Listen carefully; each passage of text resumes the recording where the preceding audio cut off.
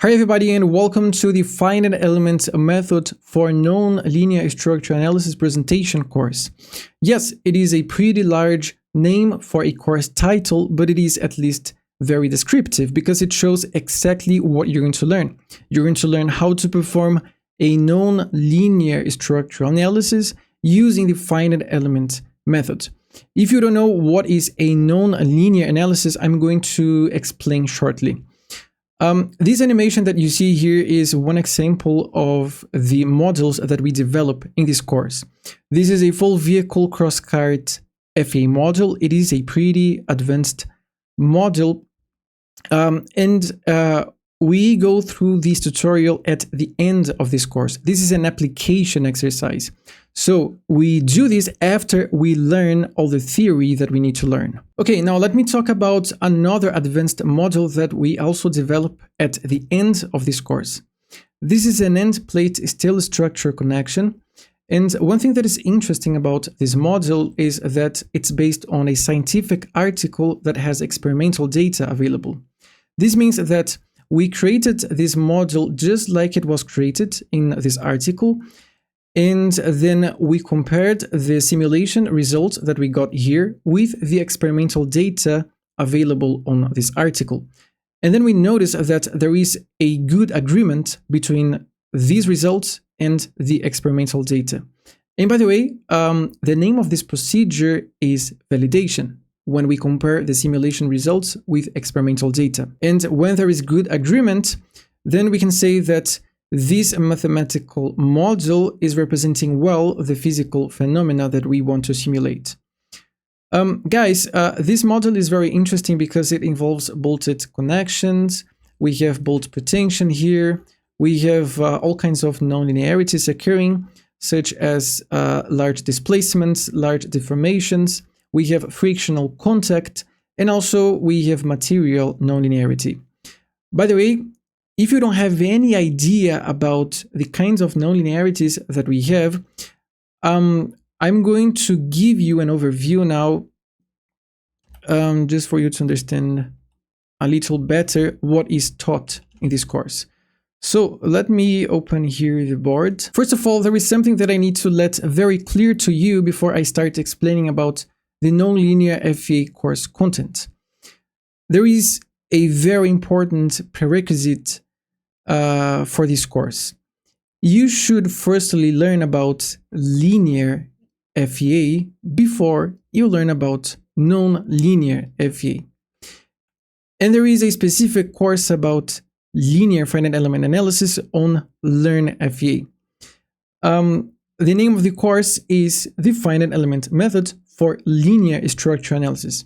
Well, there's just 3 courses on LearnFEA currently, so it's going to be easy to find it.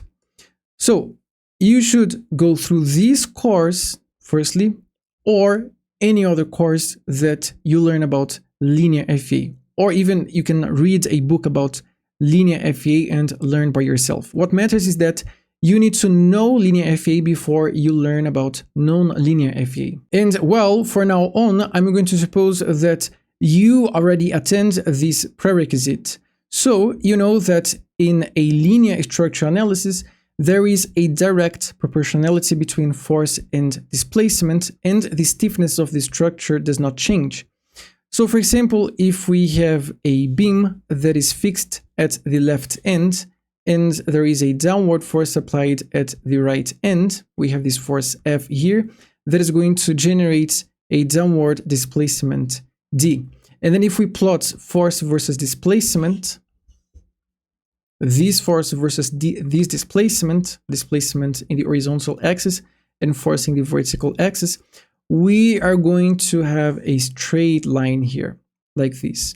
So there is a direct proportionality between force and displacement.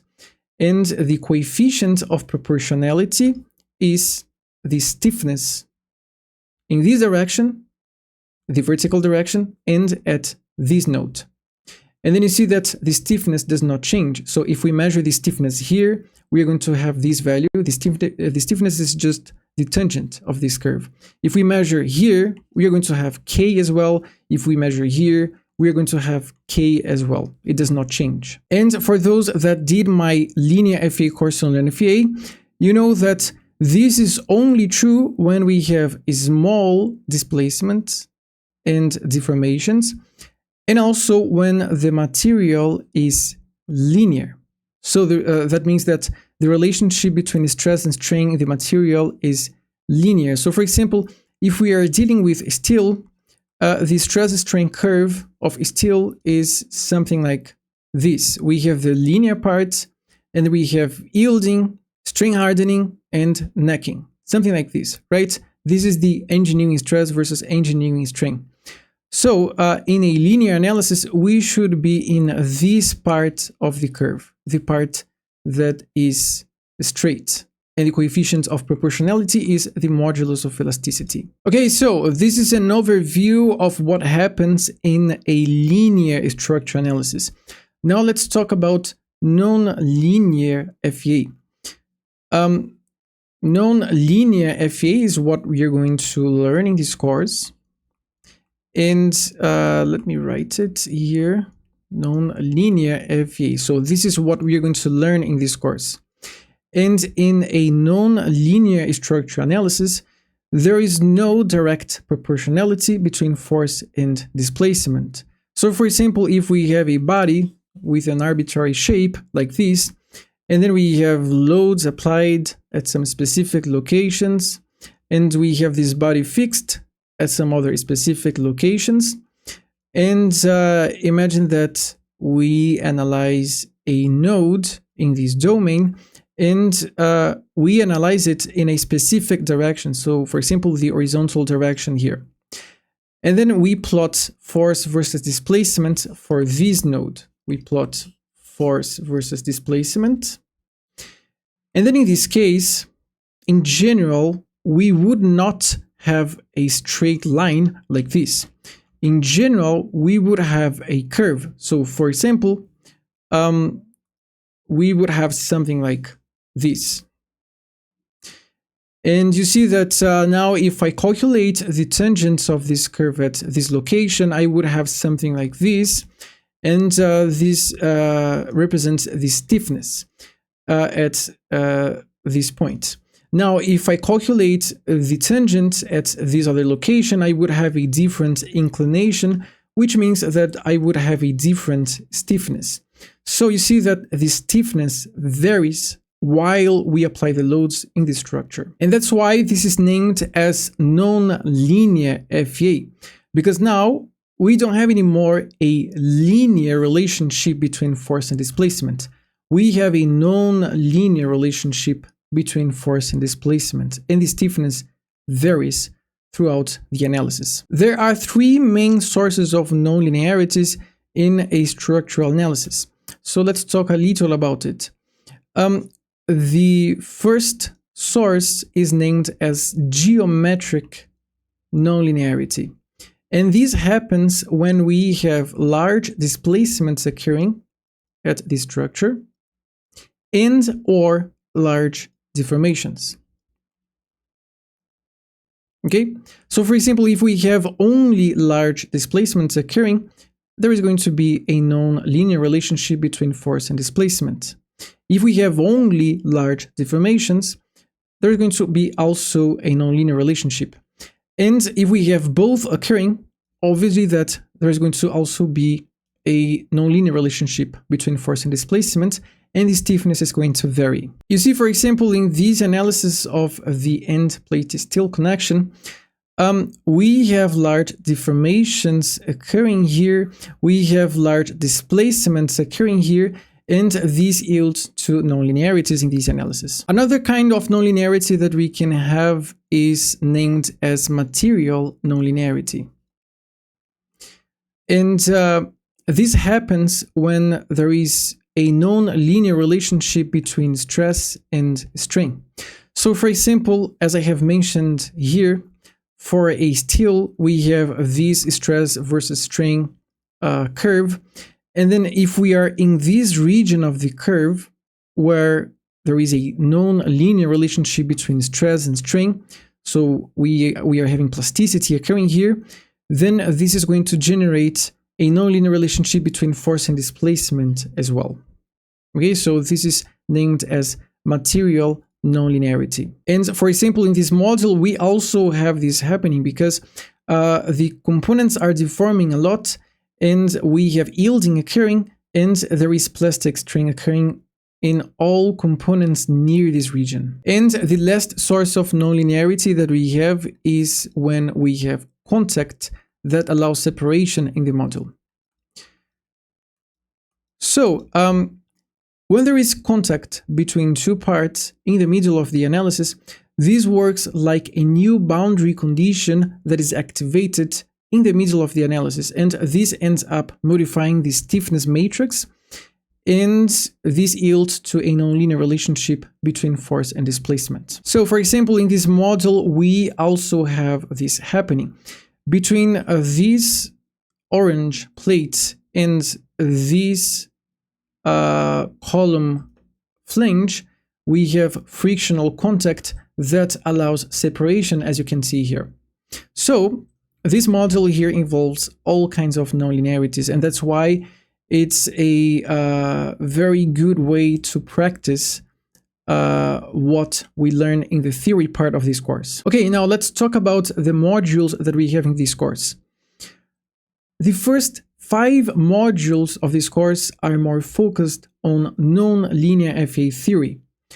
So for example, in the first module, we have an introduction, and in the second module, we solve simple nonlinear problems. In the third module, we learn more in depth about geometric nonlinearity. And then in the fourth module, we study the general formulation of nonlinear FEA using the principle of virtual work. And one thing that is interesting about this module is that we use tensorial notation, and don't be scared about it because I teach about this kind of notation in depth.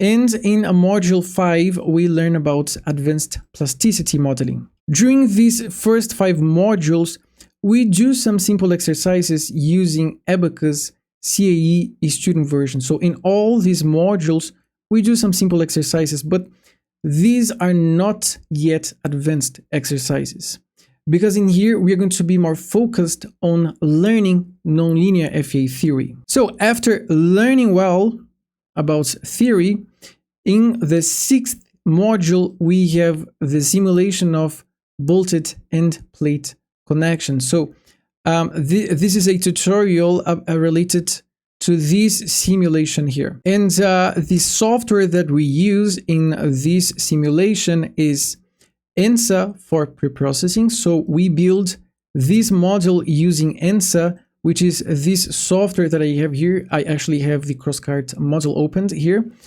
But this is the software. This is a preprocessor software that we use for meshing and FEA modeling in general. This is the kind of software that is actually used in the industry to build complex models. Usually the companies does not use Abaqus CAE application, you know, this application here, because this application is not really so good to build complex models like this one that you see here. Okay, so this model is built in ANSA, and then it's solved in Abaqus standard. So we use Abaqus just as a solver. We don't even open up Abaqus CAE application.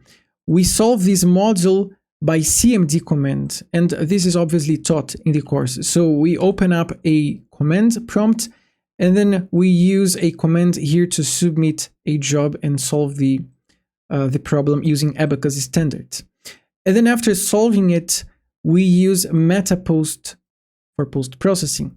MetaPost is a post-processor software from Betakai, which is the same developer as the ANSA preprocessing software. And then the next 3 modules are related to the crosscart module, this module that you see here.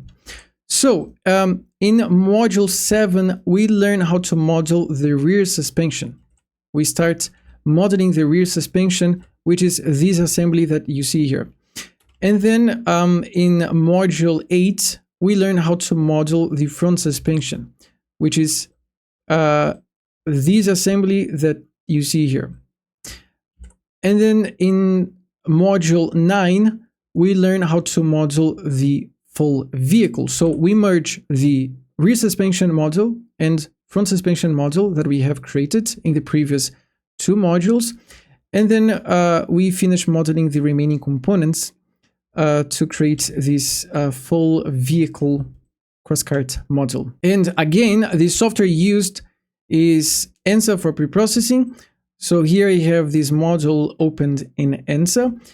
This was the software that we created this whole module. So we meshed all components, we applied boundary conditions, defined the steps and everything else. And then after defining this module, we output, by using this command, the Abaqus input file, which is this file that you see here, this file with extension .inp.